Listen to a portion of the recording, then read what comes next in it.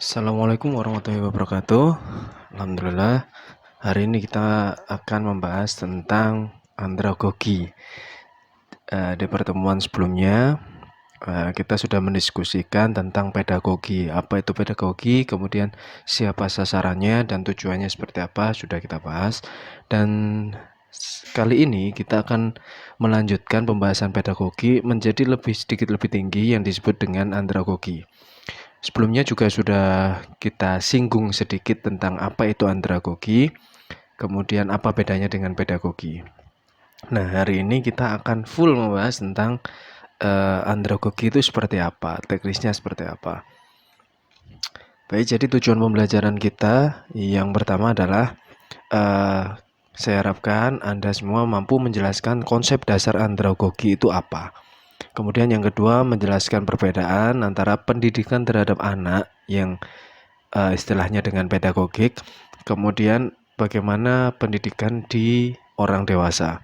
Jadi sudah tidak bisa kita samakan antara anak-anak dengan dewasa. Yang ketiga adalah menjelaskan pendekatan yang tepat dalam andragogi. Jadi pendekatan yang kita lakukan terhadap anak dengan terhadap orang dewasa ini pasti berbeda. Kita awali dengan melihat dua gambar ini. Anda di sebelah kiri ini Anda bisa melihat bagaimana siswa, ini saya ambil contoh siswa SMP di sini. Bagaimana siswa SMP di dalam kelas menggunakan seragam, kemudian duduk dengan baik, duduk dengan rapi, dan melihat ke depan semua, mendengarkan penjelasan dari guru. Nah, kemudian yang di sebelah kanan ini adalah pola pembelajaran di bangku perkuliahan. Jadi kita lihat tanpa seragam. Jangan disamakan dengan misal jurusan keperawatan. Kenapa harus seragam? Karena pendekatannya berbeda. Nah, secara umum pembelajaran orang dewasa atau andragogi ini bentuknya seperti ini. Jadi tidak harus menggunakan seragam. Apakah boleh menggunakan seragam? Boleh. Jadi tergantung dari tujuan pembelajaran itu sendiri. Kemudian di sini duduknya melingkar, tidak terfokus hanya pada satu titik. Jadi kita bisa saling berkomunikasi, saling tukar pendapat. Karena pengalaman setiap orang ini pasti berbeda. Nah, dari dua gambar ini kita lihat bahwa untuk pedagogi ini ada yang disebut dengan directing relationship. Jadi hubungannya itu adalah hubungan secara langsung dari guru ke siswa. Beda dengan andragogi di sebelah kanan, ini adalah relasi saling tolong, helping relationship. Jadi siapa yang merasa kesulitan, maka di situ teman-temannya harus membantu. Bagaimana cara membantu? Bisa didasarkan dengan pengalaman, dengan teknik, dengan tingkat kognisi yang berbeda, atau permasalahan-permasalahan yang dihadapi itu satu sama lain bisa saling bertukar pikiran dan macam. Kemudian komunikasinya ini memang komunikasi satu arah dari guru ke siswa. Siswa ke guru memang ada dan ini diharapkan ada. Namun dalam pelaksanaannya ini memang guru itu masih mendominasi kelas. Kenapa guru harus mendominasi? Karena siswa itu pengalamannya berbeda dengan pengalaman seorang guru. Jadi guru di kelas memiliki pengalaman yang lebih sehingga harus membelajarkan kepada siswa. Dan siswa jika memang tertarik maka siswa ini akan melakukan hubungan timbal balik. Nah, berbeda lagi dengan andragogi. Andragogi ini multi communication.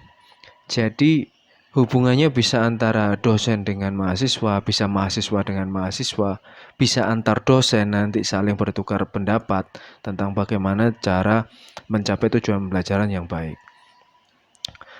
Nah, dari dasar itu kita tahu di kehidupan sehari-hari bahwa ternyata antara anak-anak dengan dewasa itu memang secara umum sudah berbeda.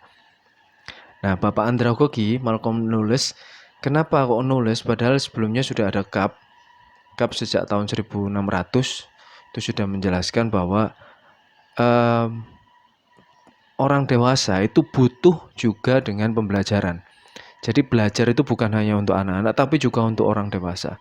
Tapi kenapa malah Malcolm Knowles yang paling terkenal? Karena Malcolm Knowles ini banyak sekali buku yang ditulis tentang pembelajaran orang dewasa. Jadi tokoh andragogi ini bukan hanya satu orang, tapi banyak sekali. Namun yang paling concern, yang paling konsentrasi di pendidikan orang dewasa adalah Knowles. Jadi Knowles ini konsisten, yang ditulis semuanya tentang pendidikan orang dewasa. Nah, jadi Knowles ini melalui pedagogi kemudian dikembangkan jadi andragogi. Ternyata memang ada banyak hal yang harus dibedakan antara andragogi dengan pedagogi.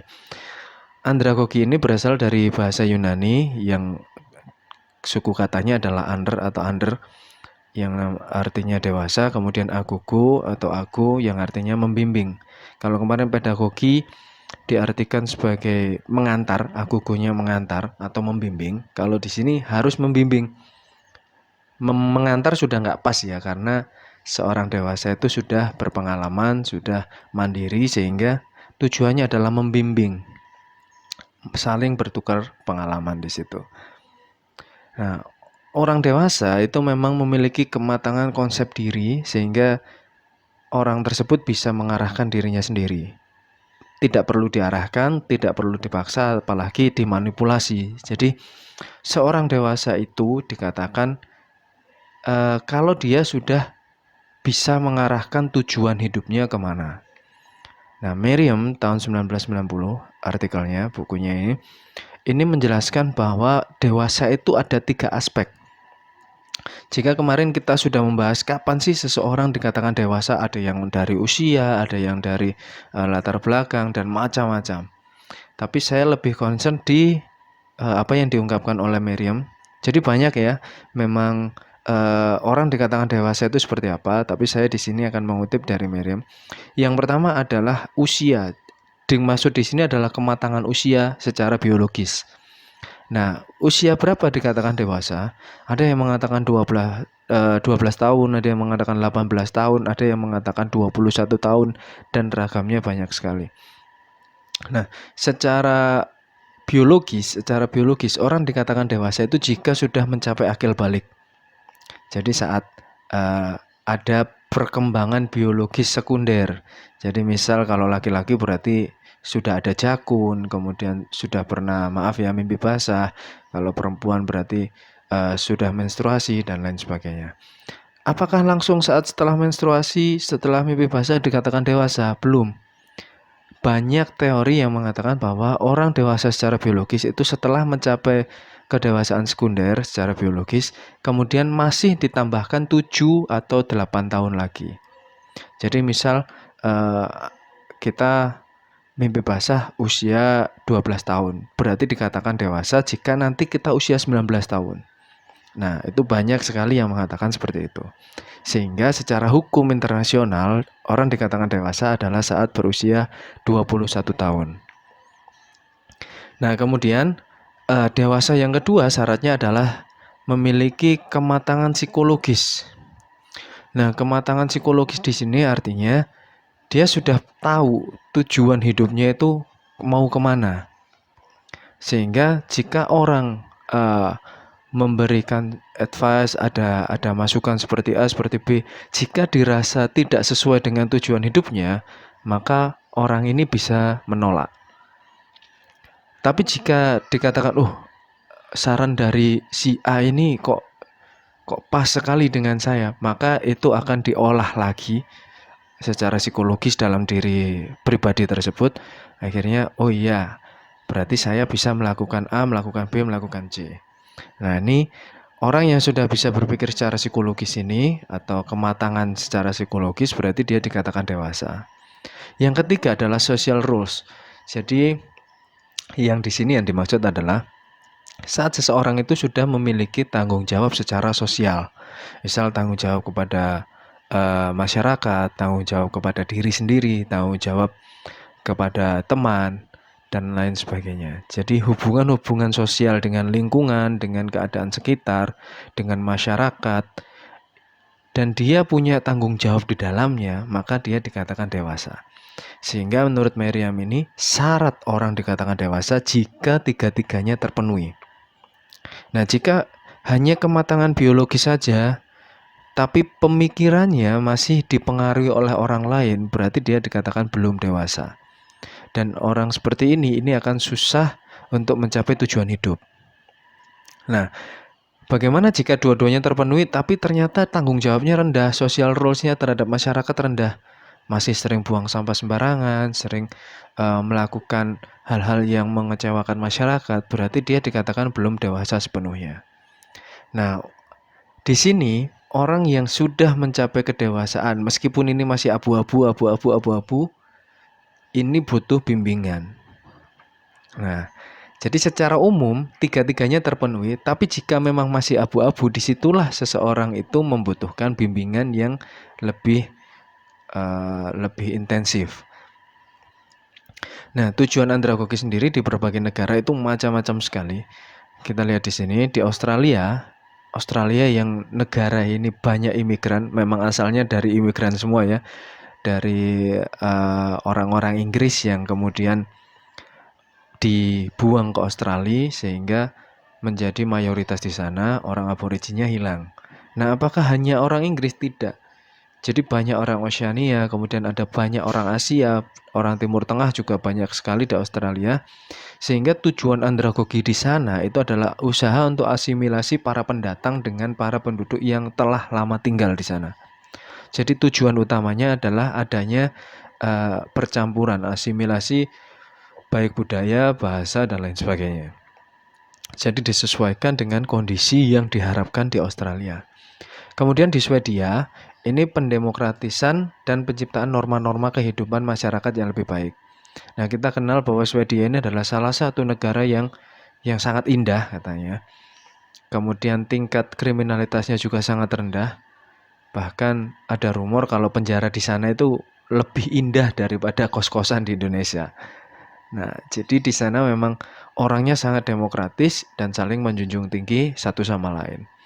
Jadi di sini ada beberapa banyak ya. Swiss bahkan tidak punya militer, tapi hidupnya menjadi sangat bahagia. Kenapa? Karena tingkat kedisiplinannya tinggi. Nah, tujuan-tujuan andragogi di setiap negara ini memang berbeda-beda. Nah, di Indonesia seperti apa? Di Indonesia ini pendidikan andragogi lebih cenderung ke pengembangan life skill. Jadi bukan lagi seperti Thailand yang targetnya adalah menghapuskan kebutaaksaraan atau ketakhurufan. Kemudian kontak sosial dan kebudayaan, karena budaya di Thailand sangat dijunjung tinggi. Di Indonesia yang ditekankan adalah kecakapan hidup. Kemudian bagaimana dengan budaya, bagaimana dengan asimilasi? Ini memang belum diatur secara undang-undang dengan secara tertulis. Namun secara umum dari Kementerian Pendidikan ini mengatakan bahwa Indonesia ini tujuannya pendidikan untuk orang dewasa adalah kecakapan hidup dalam menghadapi masalah-masalah di kehidupan sehari-hari. Nah, di sini yang saya sedikit saya singgung di sini Israel ya. Israel dengan negara yang seperti itu. Saya tidak membahas Israel dengan Palestina ya. Di sini di luar konteks tersebut. Israel ini tujuannya adalah mengurangi tantangan antar bangsa-bangsa dan ras. Nah, karena mereka sadar bahwa Israel ini dibangun dari satu ras yang sama. Kemudian berkali-kali perang dengan negara-negara Arab, dengan negara-negara lain, bahkan dulu hampir dimusnahkan oleh era Nazi dan lain sebagainya. Sehingga target dari pembelajaran untuk orang dewasa di sana adalah pemerataan ras. Namun apa yang terjadi saya juga tidak tahu di sana. Nah, ini juga bisa dibaca di negara-negara lain juga bermacam-macam, tapi ini saya ambil beberapa yang saya anggap menarik. Ada beberapa artikel yang membahas tentang ini. Nah, kenapa sih seseorang dewasa itu masih butuh belajar? Saat masih anak-anak, mereka sudah belajar banyak hal, sehingga pengalamannya semakin banyak. Lalu, kenapa kalau sudah dewasa, kemudian masih butuh belajar? Nah, di sini kita ingat tentang piramida Maslow. Mungkin Anda sudah membahas tentang Maslow ya, tentang teori-teorinya Maslow. Piramida Maslow ini ada kebutuhan hidup. Yang pertama ada kebutuhan fisik.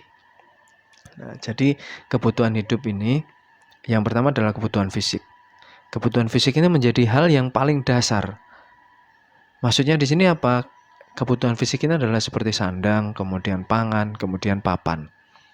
Jika seseorang belum bisa menemukan kemerdekaan sandang pangan papan, maka orang-orang ini tidak akan berpikir tentang pengakuan, tidak akan berpikir tentang harga diri, apalagi mewujudkan dirinya.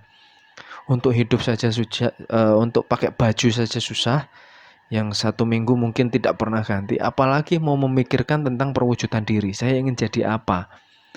Di masyarakat saya harus seperti apa? Ini tidak akan berpikir ke sana. Apakah semua orang seperti itu? Belum tentu juga. Namun menurut Maslow ini, di sini memang paling dasar adalah kebutuhan sandang, pangan, papan. Jika sudah memiliki sandang, pangan, papan, maka seseorang ini akan butuh yang namanya keamanan. Keamanan di sini bisa keamanan secara fisik, bisa keamanan secara mental. Kalau orang sudah bisa sandang, pangan, papan, kemudian dia merasa dirinya bisa aman, maka dia butuh pengakuan. Bagaimana cara pengakuan? Banyak sekali orang di masyarakat kita yang butuh pengakuan. Misalnya saya tidak mengambil contoh yang jelek dan tidak di generalisasi bahwa ini buruk. Contoh, saya sudah punya segalanya, saya merasa aman sehingga saya naik haji misal contohnya. Saya naik haji, kenapa? Supaya orang melihat saya sebagai pribadi yang religius. Orang melihat saya sebagai pribadi yang punya banyak uang. Contoh ini ya.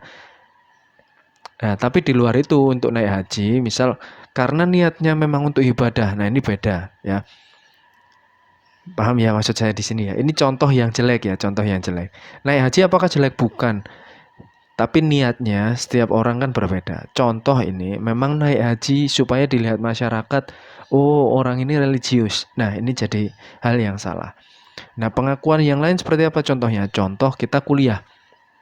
Supaya orang memandang saya sebagai orang yang cerdas. Nah, jadi pengakuan di sini ini banyak sekali teknik untuk mendapatkan pengakuan. Misal saya mencalonkan diri sebagai anggota DPR. Nah, ini juga butuh pengakuan. Nah, setelah masyarakat memberi pengakuan kepada orang tersebut, maka orang tersebut menargetkan harga diri yang lebih tinggi. Nah, di situ ya. Jadi piramida Maslow. Nah, di atas harga diri adalah perwujudan diri. Sehingga kalau orang benar-benar melalui tahapan-tahapan dengan baik, maka perwujudan diri ini baik dari masyarakat, dari keseharian ini akan tampak seseorang ini seseorang yang sangat bijaksana. Jadi saya harap kita semua bisa mencapai perwujudan diri dengan baik dengan cara-cara yang positif. Jadi bukan diakui, oh saya diakui sebagai orang yang paling berkuasa di kampung. Nah, ini bukan seperti itu ya. Jadi di sini saya berharap kita semua menjadi pribadi yang lebih baik.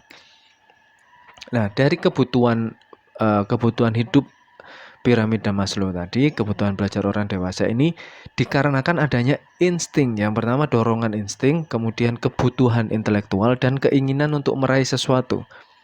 Biasanya memang seperti itu. Jadi, kenapa saya harus mengambil jurusan psikologi contohnya?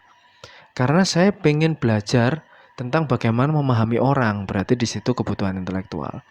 Kemudian kenapa saya harus sekolah dokter? Karena saya ingin menjadi seorang dokter spesialis. Berarti itu ada dorongan tentang keinginan untuk meraih sesuatu. Saya ingin jadi orang kaya. Nah, itu berarti ada keinginan meraih sesuatu. Kemudian ada yang saya itu ingin belajar memang. Karena dalam diri saya kok tiba-tiba saya itu harus belajar. Nah, berarti ini ada dorongan insting. Kenapa belajarnya harus saya ambil jurusan psikologi? Kenapa saya harus ambil jurusan teknik? Ini ada insting yang dipengaruhi oleh pengalaman-pengalaman sebelumnya. Jadi saya itu lebih cenderung cerdas di teknik perhitungan misal. Saya itu mudah sekali menghafalkan kata-kata dalam bahasa Inggris. Saya ingin ambil sastra Inggris.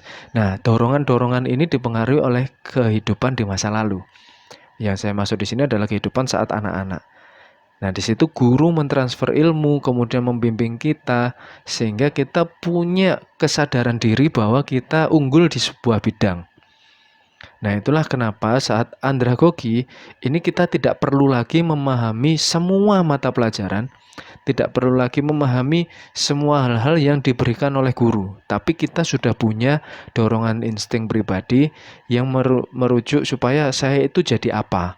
Nah, perwujudan diri itu yang kita targetkan. Nah, apakah hanya 3 ini?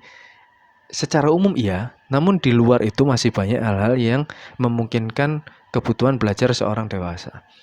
Nah, seorang dewasa itu dalam belajar diperlukan terciptanya belajar sepanjang hayat. Nah, ini yang sering sekali dikatakan bahwa orang belajar itu sepanjang hayat. Sehingga bukan hanya tentang saya ingin cari caranya menghitung luas bangun datar misal. Bukan seperti itu saja kan. Di masyarakat kita tetap terus belajar. Kita berorganisasi itu juga sebuah kebutuhan belajar. Nah, jadi di situ kita harus ada hal-hal yang diperlukan untuk mengembangkan hasrat, minat, kebutuhan motivasi, dan kemampuan-kemampuan lain. Hutton tahun 1997 itu mengungkapkan, mengenalkan konsep yang namanya DAM. Jangan diartikan yang jelek ya, ini karena memang si Hutton ini, Pak Hutton ini mengembangkan yang diistilahkan oleh DAM. Yang pertama adalah desire of learning, jadi keinginan untuk belajar. Kemudian ability of learning, jadi kemampuan dia. Saya itu mampu di sini sehingga saya harus mempelajari ini. Kemudian belajar yang berarti means di sini. Belajar yang berarti jadi dengan saya fokus ke sebuah bidang, dengan saya fokus ke sebuah tujuan, maka pembelajaran yang saya hadapi adalah pembelajaran yang berarti. Kemudian yang terakhir adalah need. Saya belajar ini karena kebutuhan. Kebutuhan apa? Bisa kebutuhan intelektual, bisa kebutuhan untuk pemenuhan kehidupan, dan lain sebagainya. Nah, andragogi ini sebenarnya adalah didasarkan juga dari pedagogi, namun andragogi ini adalah puncak dari pedagogi. Apakah andragogi ini paling tinggi? Belum, nanti ada hutagogi. Hutagogi lebih ke pembelajaran orang pra-dewasa. Pasca dewasa. Jadi untuk orang dewasa akhir itu ada kebutuhan namanya hutagogi. Nah, di sini andragogi ini ada beberapa tahapan. Yang pertama dari pasif menjadi reaktif, lebih merespon, ada stimulus kemudian dia bisa mengeluarkan reaksinya seperti apa. Dari reaksi yang ditimbulkan dia berharap menjadi aktif. Jadi yang tadinya hanya menerima rangsang sekarang menjadi pembuat rangsang. Saya punya gagasan. Nah, dari situ melibatkan orang lain untuk proaktif. Kemudian dengan masyarakat yang lebih luas, dia menjadi seorang yang antisipatif. Sehingga dia punya kemampuan target diri pribadi yang tepat. Jadi didasarkan dari yang pasif awalnya dari pedagogi paling dasar hingga mencapai pengembangan diri yang diharapkan. Nah, dari situ maka kita bisa membedakan antara pedagogi dengan andragogi. Dalam konsep pembelajaran, pedagogi ini bergantung pada guru. Semua siswa ini mendapatkan ilmu itu dari transferring guru.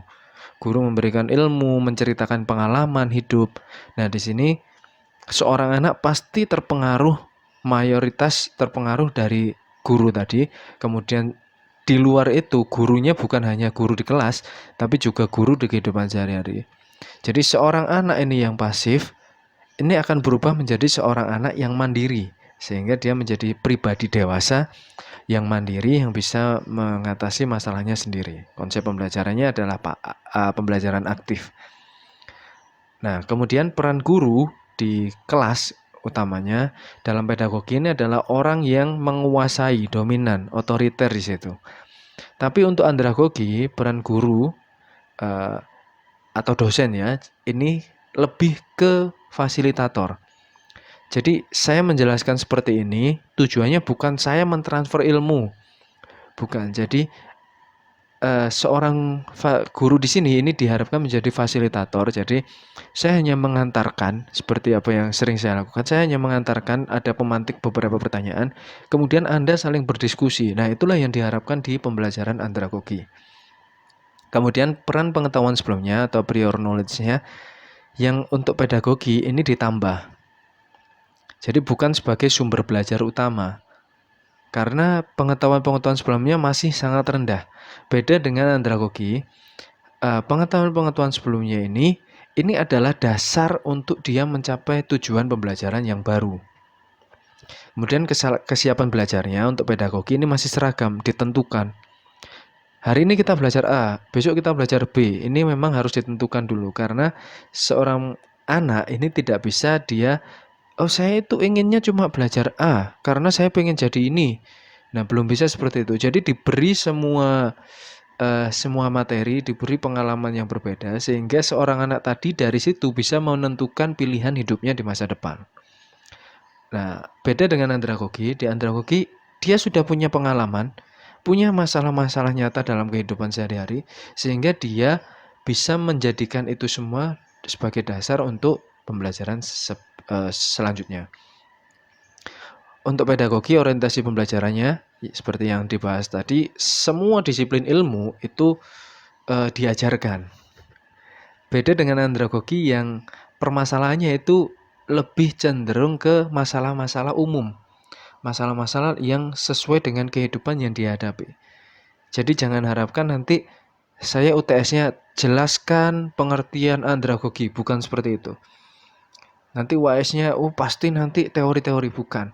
Jadi teori-teori ini saya harapkan Anda tidak hanya menghafalkan. Karena saya sendiri kalau disuruh menghafalkan jelas kesulitan. Kita bukan berpatokan pada hafalan teori, tapi bagaimana kita mengimplementasikan tadi di kehidupan yang kita hadapi. Nah, nanti UTS-nya Anda bisa bahas sendiri. Kemudian motivasinya, ini hukumannya. Motivasinya di pedagogi itu adalah penghargaan dan hukuman. Nanti kalau nggak ngerjakan dihukum. Atau nanti siapa yang bisa maju ke depan kelas akan saya beri bintang. Nah, jadi ini adalah dasar dari pedagogi. Di situ seseorang akan merasa dia punya tanggung jawab. Seorang anak itu punya tanggung jawab. Kemudian punya keinginan, saya ingin lebih dari teman yang lain. Nah, misal seperti itu. Beda dengan andragogi, motivasinya bukan dari guru yang memberikan penghargaan, bukan dari dosen yang memberi nilai bagus.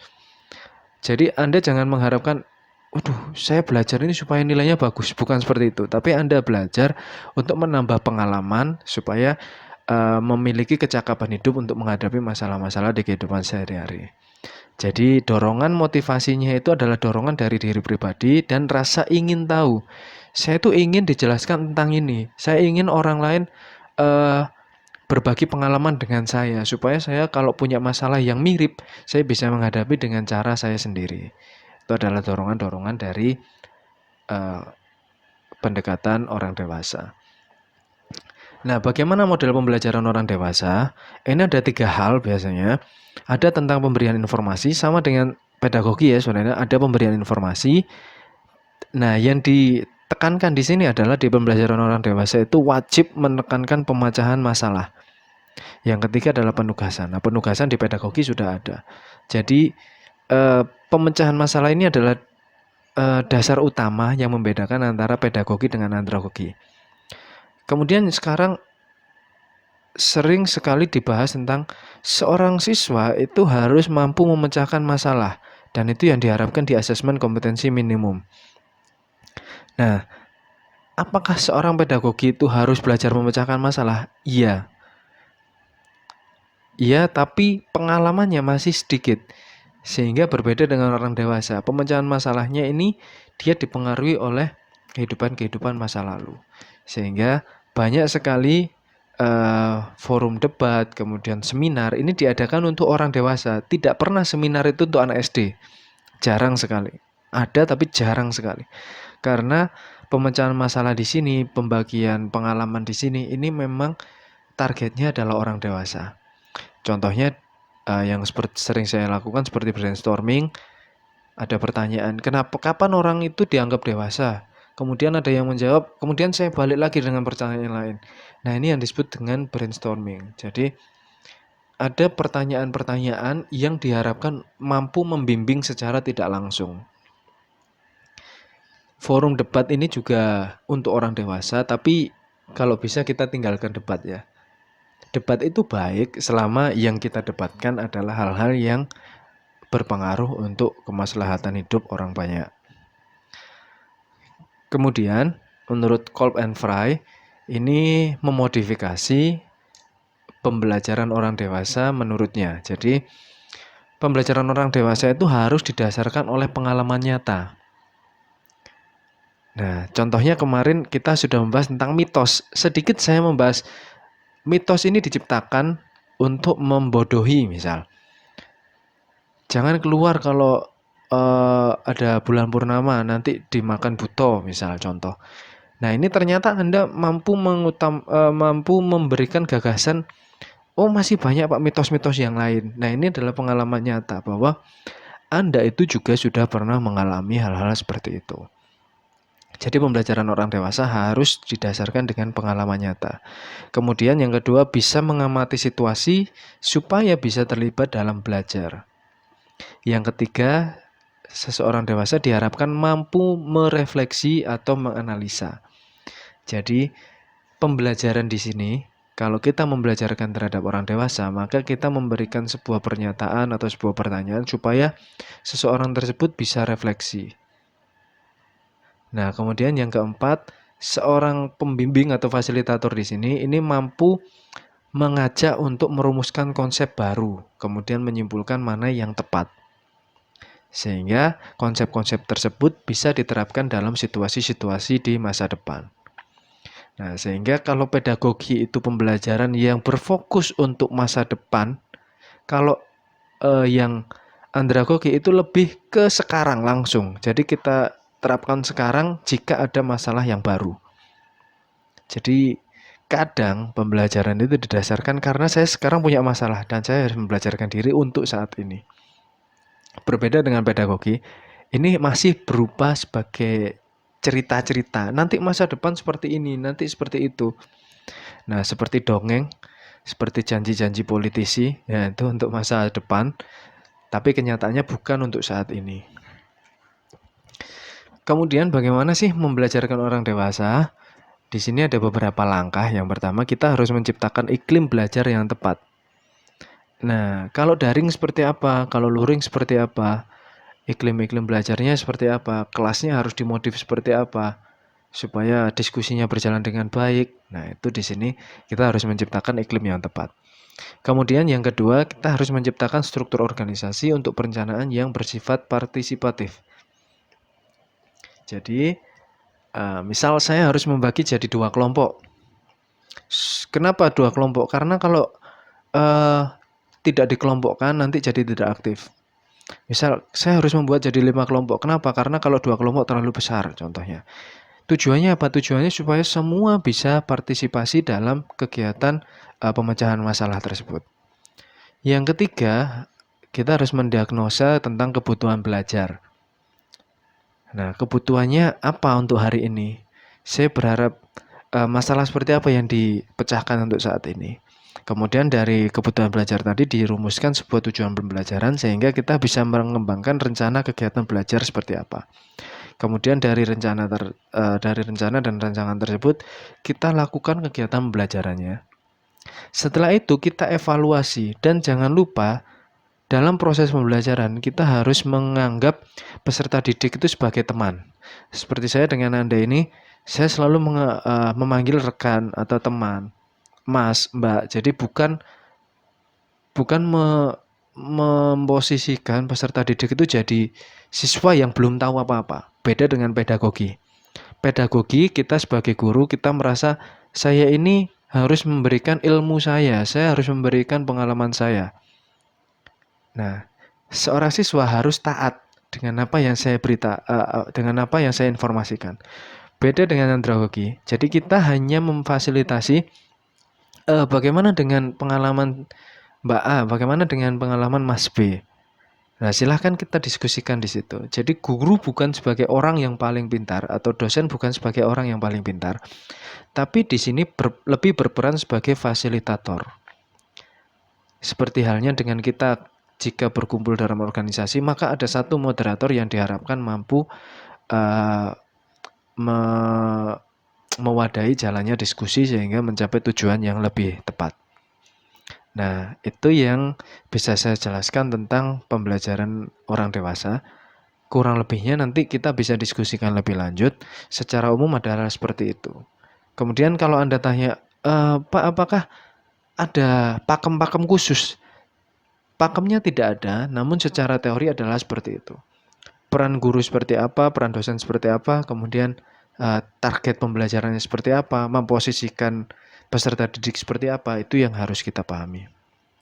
Nah, semoga penjelasan saya tentang andragogi bisa dipahami. Jika memang ada yang kurang berkenan atau ada yang masih mengganjal, bisa kita diskusikan lebih lanjut. Kemudian, minggu depan kita sudah masuk pekan UTS. Nah, saya tidak berharap UTS-nya ini ada di satu pekan khusus ya. Jadi, UTS-nya ini berjalan terus. Anda bisa mengerjakan ini kapanpun dengan saya deadline selama 2 minggu. Atau kalau 2 minggu dirasa terlalu panjang, wah terlalu panjang Pak, saya 2 hari selesai, silahkan. Jadi UTS-nya di sini, posisikan diri Anda sebagai seorang guru dan dosen. Anda sudah belajar tentang filsafat-filsafat pendidikan, Anda sudah membahas tentang pedagogi dan andragogi, bedanya apa. Nah, di UTS ini saya berharap Anda sebagai seorang guru dan dosen. Jadi Anda membuat 2. Kalau saya sebagai guru seperti apa? Kalau saya sebagai dosen seperti apa? Saya mengajar apa? Terserah Anda nanti memilih mata kuliah apa atau mata pelajaran apapun. Kemudian buatlah rencana pembelajaran yang Anda rasa sangat tepat untuk saat ini. Apakah saya membuat RPP, Pak? Mungkin Bu Betty lebih paham ya tentang RPP karena setiap hari buat. Kalau teman-teman yang lain kan jelas yang tidak sebagai seorang guru jelas tidak tahu RPP itu seperti apa bentuknya. Nah, di sini saya tidak berharap Anda membuat RPP, tapi Anda membuat sebuah rancangan sederhana. Saya bukakan dulu. Anda membuat sebuah rancangan sederhana di sini. Kalau Anda sebagai guru, yang di bawah Anda sebagai dosen, ini template-nya. Nama sekolahnya apa, kelas berapa yang Anda ajar, kemudian mata pelajaran apa yang Anda ampu. Di sini saya hanya berharap target capaian pembelajarannya apa. Paham ya? Jadi ada 3 aspek, aspek kognitif, aspek afektif, dan aspek psikomotor. Yang Anda harapkan sebagai seorang guru, itu nanti siswa saya bisa memahami apa. Misal mampu menghitung luas daerah segitiga, contoh. Kemudian aspek afektifnya apa? Bisa menghargai rekan-rekan yang lain, bisa menghargai teman sebangku, contoh. Afektif ini tentang aspek-aspek kasih sayang, tentang karakter di situ. Kemudian aspek psikomotor, dari pembelajaran yang saya rencanakan nanti, seorang anak ini keterampilannya apa? Psikomotor, jadi keterampilan gerak itu seperti apa? Ini yang saya harapkan seperti apa? Jika Anda sebagai guru ataupun Anda sebagai dosen. Kemudian untuk mencapai ini, apa yang Anda rencanakan? Nah, ini di sini yang saya harapkan Anda punya rencana. Jadi, misal untuk psikomotor, saya berharap siswa bisa menggambar segitiga menggunakan penggaris dengan lurus. Jadi, capaiannya nanti seorang siswa terampil dalam membuat segitiga siku-siku misal. Jadi Anda merencanakan seorang siswa ini harus mengerjakan atau harus menggambar segitiga dengan penggaris, gitu ya. Jadi ini adalah target-targetnya. Kemudian aspek afektif, apa caranya? Saya membentuk kelompok dengan teman sebangku, saling bertukar jawaban. Jadi di situ ada aspek afektif. Kemudian kalau temannya menjawab, dia diminta untuk saling menghargai. Nah, itu aspek afektif yang diharapkan. Caranya bagaimana? Silahkan Anda tuliskan sesuai dengan gagasan Anda. Saya tahu bahwa Anda bukan dari jurusan pendidikan, namun setiap orang itu pasti berharap masyarakat mencapai tujuan dengan baik. Dan ini saya harapkan dari Anda. Nah, kalau Anda jadi dosen, berarti apa yang harus Anda lakukan dan apa yang Anda rencanakan Anda tuliskan di sini. Pak, saya nanti salah. Di sini tidak ada salah, tidak ada benar. Oke, jadi di sini kita saling bertukar pikiran. Jadi UTS-nya bukan untuk pencapaian nilai, tapi saya harap Anda mampu mengungkapkan gagasan, mengungkapkan ide, sehingga nanti ini kita bisa bahas, diskusikan lebih lanjut, sehingga teman-teman bisa mengambil pengalaman. Oh, ternyata planningnya Mas A ini keren. Oh, ternyata rencana dari Bu B ini baik sekali. Kalau kalau nanti diterapkan untuk anak saya, seperti itu. Baik, mungkin itu yang bisa saya jelaskan tentang UTS-nya. Jadi kita kembali lagi. Untuk UTS silahkan Anda selesaikan dengan gagasan Anda. Apakah harus banyak, Pak? Tidak. Kalau gagasannya hanya 3 ide, 4 ide, silahkan tuliskan. Oke, bisa dipahami ya. Nah, demikian untuk perkuliahan kali ini. Semoga menjadi manfaat untuk kita semua, baik secara pribadi maupun sebagai masyarakat. Terima kasih. Jika ada salah kata saya mohon maaf. Saya akhiri. Assalamualaikum warahmatullahi wabarakatuh.